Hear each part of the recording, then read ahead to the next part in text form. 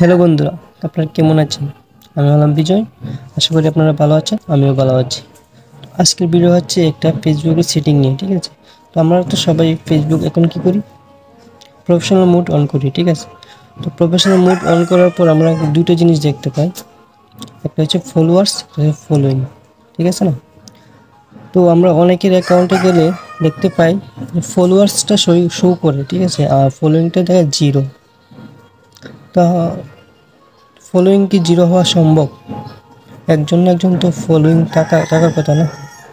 তো আসলে কি এটা ফলোয়িং জিরো থাকে নাকি কোনো সেটিং আছে তারা হাইড করে রাখে?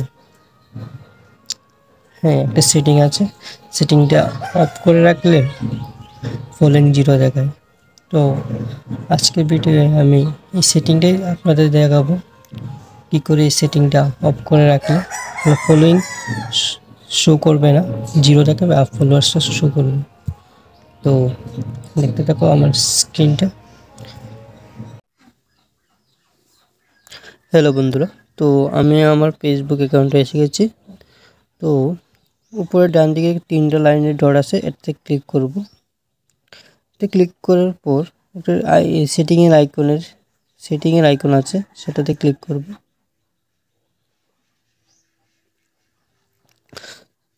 এখন একটু নিচের দিকে স্লাইড করব। এখানে আমাদের একটা অপশন আছে, ফলোয়ার্স অ্যান্ড পাবলিক কন্টেন্ট, এটাতে ক্লিক করব। তারপর এখানে 2 নম্বরে আছে, দেখো, who can see the people page and lets you follow. এখানে পাবলিক দেওয়া আছে, এটাকে আমি অনলি মি করে দেব।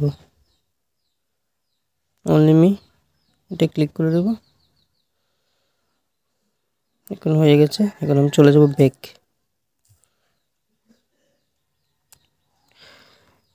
এখন কিভাবে দেখবে আপনার সেটিংটা হয়েছে কি না?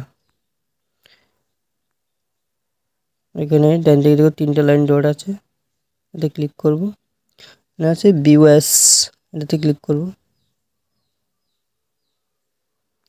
দেখতে পাচ্ছ আমারটা ফলোয়ার্স দেখাচ্ছে 5.5K অ্যান্ড ফলোয়িং জিরো। তো এইভাবে আপনারাও করতে পারেন।